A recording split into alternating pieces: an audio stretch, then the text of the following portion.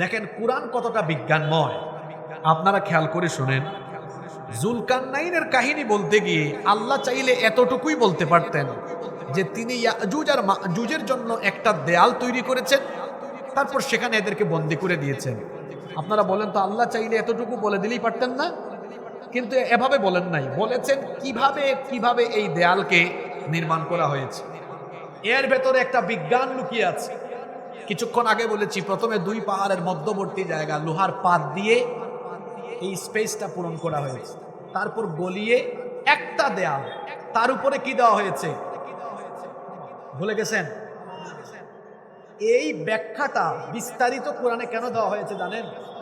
যাতে আমার আপনার মনের সন্দেহ দূর হয়ে যায়। এটাকে সায়েন্টিফিক ভাবে একটু ব্যাখ্যা করে দেখেন তো। আপনারা সবাই জানেন তামা হলো লোহার চাইতে কম শক্তিশালী। লোহা বেশি শক্তিশালী, তামা কম শক্তিশালী। আপনারা আমাকে একটা কথা বলেন তো, লোহা যতই শক্তিশালী হোক, পানির সংস্পর্শে আসলে লোহার মধ্যে কি ধরে? হ্যাঁ, জং ধরে, মরিচা ধরে। কিন্তু লোহার শক্তি তামার থেকে বেশি। আপনারা এটাও জানেন তামা লোহার চেয়ে কম শক্তিশালী হলেও তামারও একটা ধর্ম আছে। ধর্মটা কি? তামায় কখনো জং ধরে না। জুলকারনাইন লোহার উপর তামা ঢেলে দিয়েছেন। কি চমৎকার! হাজার হাজার বছর আগে তার মাথায় এই সায়েন্টিফিক এই থিওরিটা কিভাবে ঢুকলো আমি জানি না। দেখেন আজকের বিজ্ঞান বলে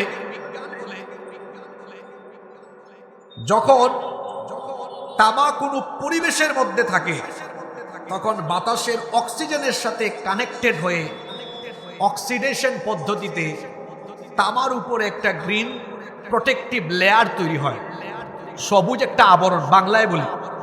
তামা যখন এরকম খোলামেলা পরিবেশে থাকে তখন বাতাসে যে অক্সিজেন আছে এই অক্সিজেনের সাথে অক্সিডেশন পদ্ধতিতে তামার উপরে একটা সবুজ লেয়ার, সুজা বাংলা সবুজ একটা আবরণ পড়ে যায়। এটা কিসের ধারণা? বিজ্ঞানের ধারণা।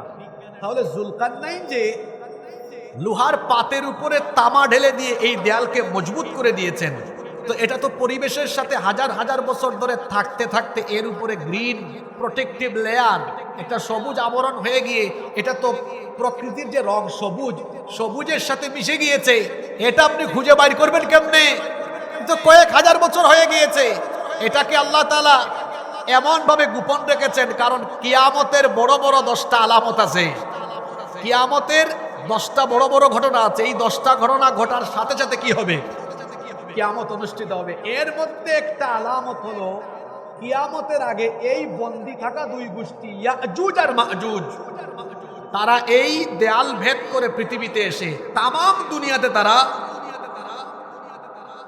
ত্রাস, সন্ত্রাস, লুটপাট, হানাহানি, মারামারি চালাবে। কথা বুঝতে পেরেছেন আমার? তাহলে ইয়াজুজ আর মাজুজ পৃথিবীতে আবার আসবে কি আসবে না? জোরে বলেন, আসবে কি আসবে না? এই জন্য বাদশা জুলকারনাইন এই প্রাচীর বানানোর পরে তিনি বলেছিলেন হাদা রাহমাতুম মির রাব্বি। কি চমৎকার কথা! নেতাদের জন্য এটা শিক্ষা আছে। এত বড় বিশাল শক্তিশালী প্রাচীর বানায় তিনি বললেন এখানে আমার কোনো ক্রেডিট নাই, যার রহমতে এটা হয়েছে জোরে বলেন তিনি কে? আর আমরা কিচ্ছু বানাইনি, কি বলি? আমরা করেছি, পদ্মা সেতু আমরা করেছি, এটা আমরা করেছি, ওইটা আমরা করেছি, আমরা করেছি। বাদশা জুলকারনাইন পৃথিবী শাসন করে একটা শক্তিশালী দেয়াল বানানোর পরে বলতেছেন এটা আমি করি নাই, এটা করাইছেন আমাকে দিয়ে কে? দুটা কথার মধ্যে পার্থক্য আছে না নাই? আমি করেছি, আমরা করেছি, আরেকটা হলো আল্লাহ করাইছে। দুইটা কথার ভিতরে বিরাট ধরনের ব্যবধান, পার্থক্য আছে না নাই? তিনি এটা নির্মাণ করে বললেন এটা আল্লাহর রহমতে হয়েছে। এরপরে আরেকটা কথা বললেন ফাইদা জাআ ওয়া'দু রাব্বি জা'আলাহু দাক্কা ওয়া কানা ওয়া'দু রাব্বি হাক্কা। তিনি বললেন আমার রবের ওয়াদা মোতাবেক একটা সময় আসবে যখন এই প্রাচীর আবার চূর্ণ বিচূর্ণ হয়ে যাবে। এটা থাকবে না। এই প্রাচীর একদিন ধ্বংস হয়ে যাবে। খেয়াল করেন, আমার দিকে তাকান। প্রায় 1.5 পৃষ্ঠা কিন্তু আমি তেলাওয়াত করেছি, পুরো ঘটনাটা এখানে আছে। জুলকারনাইন ইয়াজুজ আর মাজুজকে আটকে দিয়েছেন একটা কি নির্মাণ করে? জোরে বলেন, কি নির্মাণ করে? যেদিন তিনি বানাইছিলেন ওই দিন থেকে আজ পর্যন্ত, এখন পর্যন্ত প্রতিদিন এই ইয়াজুজ মাজুজ গোষ্ঠী এইটাকে তারা ঘুরতে থাকে।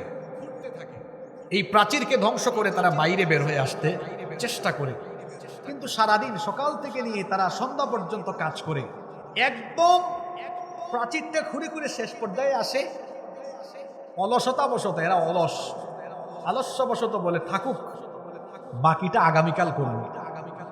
পরের দিন সকালে আইসা দেখে যে কাম করছিল এত কষ্ট করে আবার প্রাচীরটা আগের জায়গায়। কি মুসিবত দেখছেন!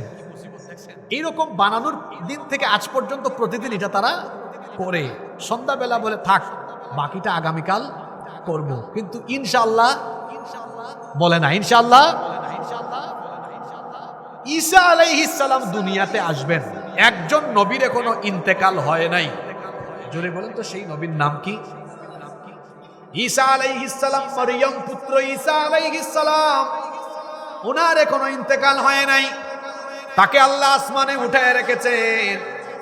দাজ্জাল এসে যখন গোটা দুনিয়াতে তার দাজ্জালীয় কর্মকাণ্ড চালাবে, দাজ্জালের কর্মকাণ্ডে যখন পৃথিবীর মানুষ দিশেহারা হয়ে যাবে, দাজ্জালের কর্মকাণ্ডে যখন মানুষেরা ফ্রাস্ট্রেট হয়ে যাবে, গোটা পৃথিবী যখন দাজ্জালীয় কর্মকাণ্ডে, দাজ্জালীয় ত্রাস, দাজ্জালীয় ভয়াবহ কর্মকাণ্ডে মানুষ যখন অতিষ্ঠ হয়ে যাবে, আল্লাহ তাআলা সিরিয়ার দামেস্কের পূর্ব দিকের সাদা গম্বুজওয়ালা মসজিদে সাইয়েদিনা ঈসা আলাইহিস সালামকে পাঠাবেন। তিনি আসার পরে ইমাম মাহদী আলাইহিস সালাম এবং মুসলমানদেরকে নিয়ে দাজ্জাল আর তার বাহিনীকে মোকাবেলা করে বর্তমান ফিলিস্তিনের বাবেলুদে তিনি দাজ্জালকে কতল করবেন, হত্যা করবেন। আল্লাহু আকবার। গোটা পৃথিবীর পরিবেশ শান্ত হয়ে যাবে, গোটা পৃথিবীর পরিস্থিতি শান্ত হয়ে যাবে। কিন্তু এর কিছুদিন পরেই দেখা যাবে এমন দুইটা জাতি পৃথিবীতে নেমে আসবে। আল্লাহ তাআলা বলছেন, ইন্নী কদ আখরাজতু ইবাদাল্লি লা ইয়াদানি লিআহাদিন বিকিতালিহিম। ঈসা আলাইহিস সালামকে আল্লাহ তাআলা বলবেন, হে ঈসা, তুমি তো দাজ্জালকে আর তার বাহিনীকে হত্যা করেছো, কিন্তু দাজ্জালের চাইতে ভয়াবহ দুইটা জাতি আছে, এরা এখন পৃথিবীতে নেমে আসবে। এরা কিভাবে নেমে আসবে শুনেন। আল্লাহ তাআলা কোরআনে কারীমের 21 নম্বর সূরা সূরাতুল আম্বিয়া এর 96 নম্বর আয়াতে বললেন, হাত্তা ইদা ফুতিহাত ইয়াজুজ ওয়া মাজুজ ওয়া হুম মিন কুল্লি হাদাবিন ইয়ানসিলুন। উঁচু উঁচু ভূমি থেকে তারা নেমে আসতে থাকবে। এই ইয়াজুজ আর মাজুজ কিভাবে নামবে? এরা তো প্রতিদিন চেষ্টা করে, শেষ দিকে আসে বলে আগামীকাল করব, আইসা দেখে পুরের দিন এই অবস্থা। কিন্তু দাজ্জালকে হত্যা করার পরে একদিন হঠাৎ করে ভুলবশত এদের মুখ দিয়ে ইনশাআল্লাহ বের হবে। এই ইয়াজুজ আর মাজুজ একদিন সন্ধ্যাবেলা বলবে, থাকুক, আজকে বহুত কাম করছি, বাকিটা আগামীকাল করব ইনশাআল্লাহ। পরের দিন আইসা দেখবে কাম যা করে গেছে ওখানে, অল্প একটু বাকি। খেয়াল আছে আপনাদের? এবার শুনেন কি তাণ্ডব শুরু হয়। অল্প একটু বাকি, পরের দিন সকালবেলার প্রথমার্ধেই তারা এই কাম সেরে ফেলবে। এই প্রাচীর ভেদ করে এবার উঁচু উঁচু ভূমি থেকে তারা নেমে আসতে থাকে। আল্লাহ তাআলা ঈসা নবীকে বলবেন, ঈসা, তাড়াতাড়ি তুমি মুসলমানদেরকে নিয়ে তুর পাহাড়ে গিয়ে আশ্রয় নাও। কথাটা চিন্তা করেন তো, ঈসা নবী দাজ্জালকে হত্যা করবেন, আর আল্লাহ ঈসা নবীকে বলতেছেন তুমি এখন তাড়াতাড়ি মুসলমানদেরকে নিয়ে কোন পাহাড়ে আশ্রয় নাও। আল্লাহ বলবেন, ঈসা, তুমি এবার মুসলমানদেরকে নিয়ে ইয়াজুজ আর মাজুজের মোকাবেলা করতে পারবা না, কারণ এরা হলো বড় ভয়ঙ্কর জাতি। এদের মোকাবেলার শক্তি পৃথিবীর কারো। এরা এত ভয়ঙ্কর, আল্লাহর নবী বলেছেন এদের একদল যখন নেমে আসবে, সারা দুনিয়ার নদী আর সাগরের পানি একদলই পান করে খায়া ফেলবে। পরবর্তী দল এসে দেখবে পৃথিবীর কোন নদী সাগরে পানি নাই, দেখলে মনে হবে পৃথিবীতে জীবনে কোনোদিন পানি ছিল না। এরা এসে সমানতালে মানুষকে হত্যা করবে, লুটপাট করবে, খুন খারাপিতে লিপ্ত হবে। মানুষেরা গবাদি পশু আর তার পরিবার নিয়ে বিভিন্ন সুরক্ষিত দুর্গে গুহার ভেতরে গিয়ে লুকাবে, আশ্রয় নিবে। ওইদিকে ঈসা আলাইহিস সালাম তিনিও মুসলমানদেরকে নিয়ে তুর পাহাড়ে চলে যাবে। আর ইয়াজুজ মাজুজ গোষ্ঠী দুনিয়াতে নেমে এসে এরা মানুষের ঘর বাড়ি নষ্ট করবে, সমুদ্রের পানি পান করে নিঃশেষ করে ফেলবে। আতঙ্কে মানুষ দূর দূরান্তে চলে যাবে। এই ইয়াজুজ আর মাজুজ গোষ্ঠী পৃথিবীর সব দিকে তাণ্ডব লীলা চালাবে। এরপরে তারা ফিলিস্তিনের দিকে একটা অঞ্চলে গিয়ে তারা দাম্ভিকতার সাথে বলবে, আসমান জমিনের সব অধিবাসীদেরকে আমরা শেষ করে ফেলেছি। এবার তারা একটা তীর আকাশের দিকে মারবে, বলবে আসমানে কেউ থাকলে সেও যেন মরে যায়। আসমানের দিকে তীর মারবে, আল্লাহ কুদরতি ব্যবস্থাপনায় তীরের মধ্যে একটু রক্ত লাগায় দিবেন। তীরটা ফিরে আসার পরে তারা বলবে, দেখছো কারবার, কি শক্তি আমাদের। আসমানের অধিবাসীরাও শেষ, জমিনের অধিবাসীরাও শেষ, আসমানের অধিবাসীরাও শেষ। ঈসা আলাইহিস সালাম তুর পাহাড়ে আশ্রয় নেবেন। মুসলমানরা বিভিন্ন রকম দুর্গ আর বিভিন্ন গুহার ভেতরে নিয়ে আশ্রয় নিবে। গোটা দুনিয়াতে দুর্ভিক্ষ দেখা দিবে, অভাব অনটন দেখা দিবে। তখন একটা গরুর মাথাকে 100 দিনারের চাইতেও উত্তম মনে করা হবে। ঈসা আলাইহিস সালাম লক্ষ্য করবেন মুসলমানরা বড় কষ্ট করে গিয়েছে। তিনি আল্লাহর দরবারে হাত তুলে বলবেন, রব্বুল আলামিন, মুসলমানরা বড় কষ্টে পড়ে গিয়েছে, সব দিকে তো দুর্ভিক্ষ, এত অভাব অনটন, দয়া করে তুমি এই কঠিন পরিস্থিতিতে আমাদেরকে বাঁচাও, কারণ তুমি ছাড়া এই কঠিন পরিস্থিতি থেকে আর আমাদেরকে কেউ বাঁচাতে পারবে। ঈসা আলাইহিস সালামের দোয়া আল্লাহ কবুল করবেন। ঈসা আলাইহিস সালামের দোয়া আল্লাহ কবুল করবেন। কবুল করে আল্লাহ তাআলা এই ইয়াজুজ আর মাজুজ গোষ্ঠীর সকল লোকদের ঠিক এই জায়গায়, খেয়াল করেন, এখানের মধ্যে ঘাড়ের মধ্যে একটা ভাইরাস জনিত রোগ দিবেন। কিছুদিন আগে ভাইরাস গেছে না বাংলাদেশে, ছুঁয়াচে রোগ, একটা ভাইরাস দিবেন। এক ভাইরাসে ইয়াজুজ আর মাজুজ গোষ্ঠীর যত লোকেরা আছে সবাই মরে যাবে। আল্লাহর নবী বলেছেন, এরা যখন মরে যাবে, এই যে আপনারা এখানে বসছেন, এই ডায়াস থেকে আপনাদের পর্যন্ত সম্ভবত 12-13 হাত জায়গা খালি আছে না নাই? কিন্তু নবীজি বলেছেন, ইয়াজুজ মাজুজ গোষ্ঠী এই ভাইরাসে যখন মরবে, সারা দুনিয়ায় অর্ধ হাত কোনো জায়গা খালি থাকবে না, এদের লাশ শুধু পড়ে থাকবে। গোটা দুনিয়া এদের লাশ আর লাশ, লাশ পড়ে থেকে গোটা দুনিয়া দুর্গন্ধযুক্ত হয়ে যাবে। আল্লাহ ঈসা নবীকে বলবেন, ঈসা, তুমি এবার মুসলমানদেরকে নিয়ে তুর পর্বত থেকে নামো। তুর পর্বত থেকে নেমে তিনি দেখবেন হাঁটারও জায়গা নাই, সব জায়গা লাশ দিয়ে পরিপূর্ণ আর দুর্গন্ধ বের হচ্ছে। তিনি বলবেন, আল্লাহ, মুসিবতের পরে এখন দেখি আর এক মুসিবত। এখন তো দুনিয়ার কোনো জায়গা খালি নাই, এদের লাশ আর লাশ, চতুর্দিকে এখন দুর্গন্ধ। আল্লাহ এই অবস্থা থেকে আমাদেরকে আপনি উত্তরণ করেন। ঈসা আলাইহিস সালাম তিনি যখন দোয়া করবেন, আল্লাহ তখন বিরাট সাইজের অনেক বিশাল আকৃতির কিছু পাখি পাঠাবেন। আপনারা জানেন কোরআনে আব্রাহার বাদশার ধ্বংসের কাহিনী এসেছে, সেখানেও আল্লাহ বিশেষ টাইপসের আবাবিল পাঠিয়েছিলেন, তৈরান আবাবিল। আল্লাহ তাআলা ওই সময় বিশেষ আকৃতির, বিরাট আকৃতির কিছু পাখি পাঠাবেন।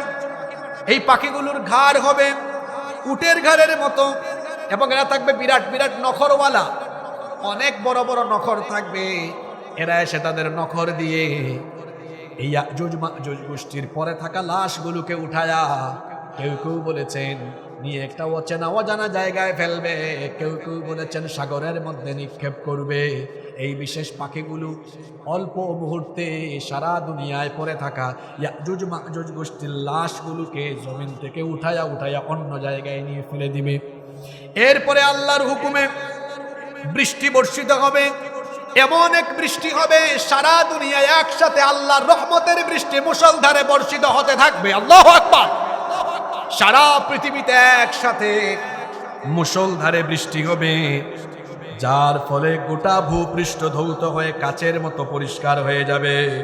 অতঃপর আল্লাহ জমিনকে আদেশ করবেন, তোমার পেটের ভেতরে থাকা সমুদয় ফুল ফল উদ্গীরণ করে দাও, নতুন করে তোমার পেটের ভেতর থেকে বরকত প্রকাশ করো। এমন বরকত তখন নামবে, দেখা যাবে একদল লোক একটা ডালিম থেকে আহার করেও খেয়ে শেষ করতে পারবে না। শুধু তাই নয়, ডালিমের একটা ছাল দিয়ে ছাতা তৈরি করলে বিশাল একদল মানুষ সেই ছায়ার নিচে আশ্রয় গ্রহণ করতে পারবে। দুধের মধ্যে এমন বরকত হবে, একটা উটনির দুধ একদল লোক খেয়ে শেষ করতে পারবে না, একটা গাভীর দুধ একটা গোত্রের মানুষ খেয়ে শেষ করতে পারবে না, একটা ছাগলের দুধে এত বরকত হবে, বিরাট একটা গোত্র বংশের মানুষ ছাগলের দুধ খায়া শেষ করতে পারবে না। সুবহানাল্লাহ। এই বরকত আসবে কার তরফ থেকে? এই রকম বরকত চলতেই থাকবে। এরপরে এমন একটা সময় আসবে, আল্লাহ তাআলা একটা মনোরম বায়ু প্রবাহিত করবেন। এই বায়ু মুসলমান, সেই সময়ে যারা মুসলমান থাকবে এদের বগলের নিচে এসে এই বায়ুটা যখন লাগবে এক প্রকার রোগ দেখা দিবে। এই রোগে মুসলমান থাকা সবগুলা মানুষ তখন মারা যাবে। সারা পৃথিবীতে তখন দুষ্ট, কাফের, নাফরমান, পাপী তাপীরা বেঁচে থাকবে। যতদিন পর্যন্ত আল্লাহর নাম স্মরণ করার মতো মানুষ দুনিয়ায় থাকবে ততদিন পর্যন্ত কিয়ামত হবে না। কিন্তু আল্লাহ বিশেষ একটা বায়ু যখন পাঠাবেন, মুসলমানদের বগলের নিচেই বায়ু লাগার কারণে একটা বিশেষ রোগ দেখা দিবে, তারা মারা যাবে। সারা দুনিয়ায় শুধু পাপী তাপী নাফরমান বেঈমানরা বেঁচে থাকবে। সারা পৃথিবীতে তখন অশ্লীলতা, জেনা, বেবিচার এমন করে বাড়বে, রাস্তাঘাটে মানুষেরা কুকুরের মতো বেবিচার করা আরম্ভ করবে। এই সকল নিকৃষ্ট মানুষগুলোর উপরে কিয়ামত অনুষ্ঠিত হবে। আল্লাহ ইসরাফিলকে বলবেন, তোমার সিংহা বাজাও। ইসরাফিল আলাইহিস সালাম সিংহায় ফুৎকার বাজাবেন। সিংহায় যখন আপনারা দিয়েছেন, আমি এটা খেয়াল করেছি তো, হ্যাঁ, আমার সামনে ঘড়িও আছে, সব আছে ভাই, এত তাড়াহুড়া করে আপনি কথা শুনে, ওয়াজ শুনে বুঝেন না যে আমি আলোচনার শেষ দিকে আসছি? আমার সামনে দেখেন ঘড়িও রাখছি, আয়াতও রাখছি, আবার আপনাদের নোটিশটাও রাখছি। আমি উঠার আগে নোটিশটা মাথায়ও রাখছি। এটা নোটিশ দেওয়া লাগতো না, আলহামদুলিল্লাহ আমার মেমোরাইজিং ক্যাপাসিটি ভালো আছে। কোথায় ছিলাম? ওই ইসরাফিলের সিংহার ফুৎকার হবে, এক ফুৎকারে তামাম দুনিয়া উলট পালট হয়ে লন্ডভন্ড হয়ে কিয়ামতের ঘটনা ঘটবে। আল্লাহু আকবার। এই যে বিশাল 1.5 পৃষ্ঠা আজকে আমরা আলোচনা করলাম, এই ঘটনাটা শুধু অতীতের সাথে সম্পর্কিত নয়, এটা সামনের সাথেও সম্পর্কিত। এই ঘটনাটা আমি কেন বললাম? জুলকারনাইনের এই কাহিনীটার সাথে আজকের দিনে আমাদের শিক্ষা কি, এটা আমি 2-4 মিনিটে বলবো। তার আগে আজকে বলেন তো, এই যে যুবক ভাইরা এত সুন্দর করে মাহফিল অ্যারেঞ্জ করলো, আপনারা খুশি না বেজার? না, যেভাবে আওয়াজ দিলেন মনে হলো আপনারা বেজার। খুশি না বেজার? কারা কারা খুশি হয়েছেন একটু হাত তুলেন তো দেখি। মাশাআল্লাহ, হাতটা তুলে রাখেন, তুলে রাখেন। আসলেই খুশি আপনারা? ছোট ছোট ছেলেরা, আমার যুবক ভাইরা কষ্ট করেছে, তাদের কিছু ঘাটতি থেকে গেছে, এই হাতগুলোকে আমরা সহযোগিতার উদ্দেশ্যে বাড়াই দিতে পারবো না ইনশাল্লাহ? হ্যাঁ, নামাই ফেললেন কেন? একটু তুলেন না। যাও যুবক ভাইরা একটু ঢুকো, সব দিক থেকে ঢুকো। আমরা পকেটে হাত ঢুকাই, হাতটা নামাইয়া পকেটে ঢুকাই, মানুষের পকেটে আমরা কেউ ঢোকাবো না। এই যে কালেকশনের জন্য ব্যাগগুলো গিয়েছে, এই ব্যাগে আমরা সবাই মন খুলে একটু দিলটা বড় করে, দিলটা প্রশস্ত করে এই হাতগুলোকে আমরা দানের হাত হিসাবে প্রসারিত করব। মহিলা প্যান্ডেলে যে সকল মা বোনেরা আছেন, সেখান থেকে আমি বলবো যে আপনারা সেখান থেকে সামিল হন। সেখানে ব্যাগ বা চাদর থাকলে আপনারা সামিল হন। এখানে একতা ভাটা 5,000 টাকা দিয়েছেন, আল্লাহ কবুল করেন। মোনাজাতের আগে যারা দিবেন আপনারা প্রস্তুত থাকেন, আপনারা আমার হাতে দিবেন, আমি সকলের জন্য দোয়া করব। এখানে যুবক ভাইয়েরা সততা ভাটা 5,000 টাকা দিয়েছে, আল্লাহ কবুল করেন, বলেন আমিন। বলছি তো, প্রবাসীরাও দিয়েছে 25,000, আল্লাহ কবুল করেন। এখানে যে ব্যাগগুলো ঢুকেছে, ব্যাগগুলো কালেকশন শেষ করার পরে এগুলো যথাযথ কর্তৃপক্ষের কাছে আপনারা পৌঁছায় দিবেন। আর আজানের যে সময় আছে, এই সময়ের ভিতরে আমার সংক্ষিপ্ত কথাগুলো আমি শেষ করে দিব। আমার বড়জোর আর 3 থেকে 4 মিনিট লাগবে, আজানেরও এইরকম 6-7 মিনিট বাকি আছে। আমি কথাগুলো গুছাইয়া শেষ করছি। আরেক বোন 1,000 টাকা দিয়েছেন, আল্লাহ কবুল করেন, বলেন আমিন। আমার দিকে তাকান। এই যে বিরাট ঘটনাটা আমরা শেষ করলাম, লম্বা ঘটনাটা আমরা বললাম, এই ঘটনাটা আমরা আজকে এখানে কেন উল্লেখ করলাম? বিশেষ করে পুরা ঘটনাটা এমন একজন ব্যক্তিকে কেন্দ্র করে, যিনি ছিলেন একজন শাসক। জোরে বলেন, তিনি ছিলেন একজন শাসক। আজকে আমি এই শাসকের ঘটনাটা কেন বললাম জানেন? আসলে সমাজ এবং রাষ্ট্র তখন ইনসাফের সাথে পরিচালিত হয় যখন শাসক ইনসাফ আর সুবিচার প্রতিষ্ঠা করতে পারেন। যদি শাসক ইনসাফ আর সুবিচার প্রতিষ্ঠা করতে না পারেন, যদি সেখানে ন্যায় বিচার প্রতিষ্ঠা না হয়, মানুষ সেখানে শান্তিতে থাকে না, সেখানে খুন খারাপি, বিশৃঙ্খলা, অশান্তির সয়লাভ হয়ে যায়। দেখেন, আমার বাংলাদেশ 54টা বছর ধরে আমরা এই দেশে এখনো শান্তি পাই নাই। শান্তির কথা বলা হলেও আমরা শান্তি পাই না। কেন জানেন? এর কারণ হলো শাসক হলো এত গুরুত্বপূর্ণ। একটা বাস যদি যশোর থেকে ঢাকার উদ্দেশ্যে ছাড়ে, এই বাসে যদি 36 জন যাত্রী থাকে, এই 36 জন যাত্রী যদি গাঁজা খায় আর ড্রাইভার যদি গাঁজা না খায়, তাহলে কিন্তু এই গাড়িটা রাস্তায় থাকবে, কারণ ড্রাইভার তো খায় নাই। কিন্তু 36 জন যাত্রীর কেউ গাঁজা খায় নাই, গাঁজা খাইছে ড্রাইভার, তাইলে গাড়িটা কি রাস্তায় থাকবে? আমি আপনাকে কি বুঝাতে চাইলাম? একটা গাড়ির জন্য যেমন প্যাসেঞ্জারের চাইতে যোগ্য ড্রাইভার দরকার গাড়িটি সঠিকভাবে পরিচালনার জন্য, একটা জাতি, একটা রাষ্ট্রের ড্রাইভার হলো নেতৃত্বে থাকা লোকেরা। ওরা যদি যোগ্যতার জায়গায় থেকে অযোগ্য, অপদার্থ, অথর্ব হয়ে যায়, সেই জাতি আর সমৃদ্ধির পথে থাকে না, সেই জাতি অধঃপতনের দিকে চলে যায়। এতক্ষণে বুঝছেন যে কাহিনীটা কেন বলছি? আমার তো সময় নাই, কারণ আসর টু মাগরিব, এটা দরকার ছিল রাতে, যে 2 ঘন্টা টাইম থাকবে আর আয়াতে আয়াতে শিক্ষা বুঝাই দিব। জুলকারনাইন এমন এক বাদশা ছিলেন। কথা কম করে বলবো, একটু মনোযোগ বাড়ান, কম কথায়ও বরকত হয় যদি সময় নষ্ট না করা যায়। খেয়াল করেন, জুলকারনাইনের ব্যাপারে প্রথম আয়াতটা তেলাওয়াত করেছিলাম। আল্লাহ বলেছেন, সারা দুনিয়া জয় করার জন্য আমি তাকে সরঞ্জাম দিয়েছি। এই সরঞ্জাম আল্লাহর নেয়ামত, এটা দিয়ে তিনি মানুষের ক্ষতি করেন নাই, বরং আল্লাহর দেওয়া নেয়ামত দিয়ে তিনি মানুষের মধ্যে ইনসাফ কায়েম করেছিলেন। তাহলে এই ঘটনা থেকে আজকের প্রথম শিক্ষাটা হলো, তিনি আল্লাহর দেওয়া নেয়ামতের অপব্যবহার করেননি। যত সরঞ্জাম, উপাদান, অস্ত্রশস্ত্র ছিল, এগুলো মজলুমের প্রোটেকশনের জন্য ব্যবহার করেছেন।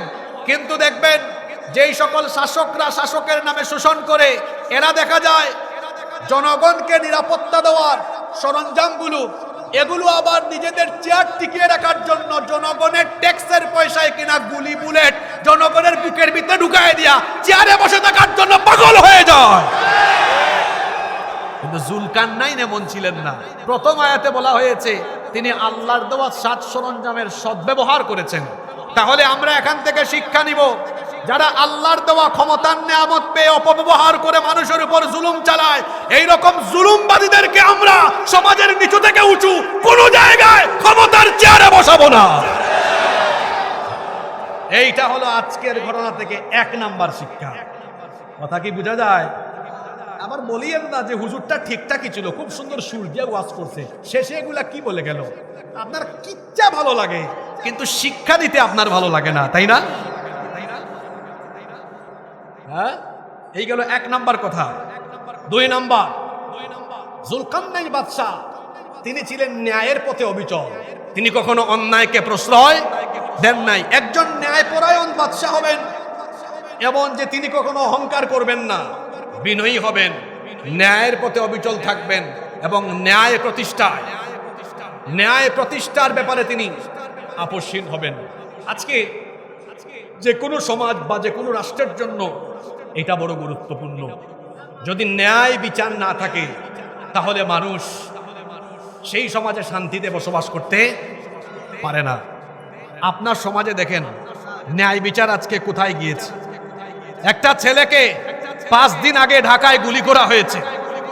আপনারা জানেন কিনা? নাকি যশোরের মানুষ জানে না? সারাদিন ধান খেতে থাকেন, ধান কাটেন, আর কিচ্ছু জানেন না। কিছু খোঁজখবর রাখেন বাবা। গত জুমাবারে শরীফ উসমান হাদি, আমাদের এক ভাই, তাকে প্রকাশ্য দিবালোকে জুমার নামাজের পরে রাজধানী ঢাকায়, চিন্তা করেছেন, রাস্তায় প্রকাশ্যে তার মাথার মধ্যে গুলি করা হলো। কানের নিচ দিয়ে ঢুকে, এদিক দিয়ে ঢুকে তার মগজ ভেদ করে ওই দিক দিয়ে বের হয়ে গেছে। কি ভয়ঙ্কর পরিস্থিতি! যাদের নামে অভিযোগ এসেছে এরা লুটপাট এবং অন্যান্য আকাম কুকামে সম্পৃক্ত থেকে জেলের ভিতরেই ছিল। 1 মাস যেতে না যেতে তারা জামিন নিয়ে বের হয়েছে। এই হলো আপনাদের দেশের আইন। চোর চামার খুনিরা জেলে ঢুকলে কেমনে কেমনে জানি লবিং কইরা বের হয়ে যায়। যদি সেখানে মানুষের আইনের পরিবর্তে আল্লাহর আইন থাকতো, তাহলে চোর চামার খুনিরা কোনোদিন জেল থেকে এত সহজে বের হতে পারতো না।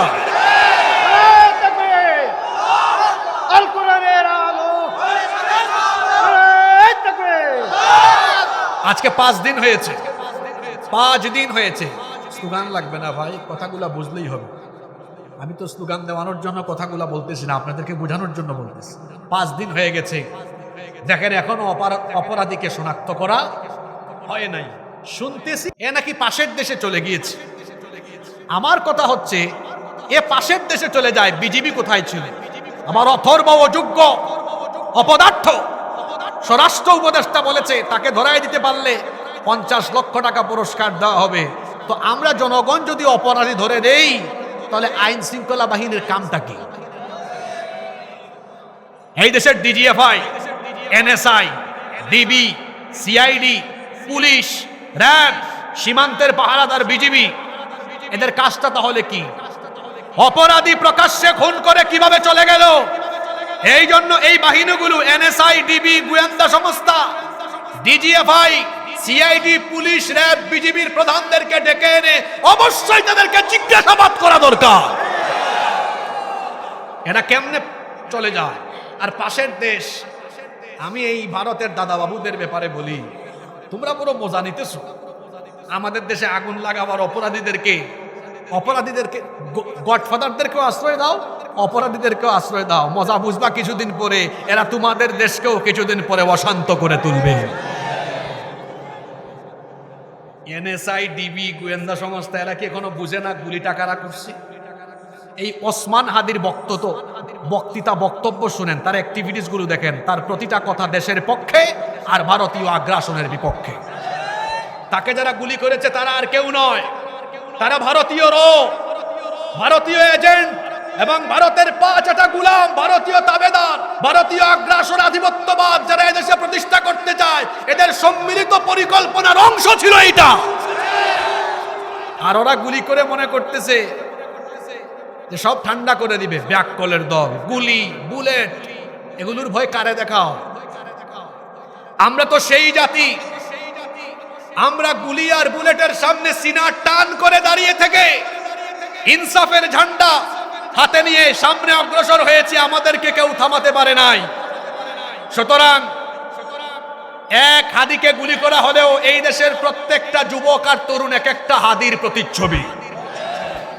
এই দেশে আমরা বেঁচে থাকতে ভারতীয় আধিপত্যবাদ, ভারতীয় তাবেদারি, ভারতীয় কোন এজেন্ডা, একটা এজেন্ডাও এই দেশে বাস্তবায়ন করতে দেওয়া হবে না।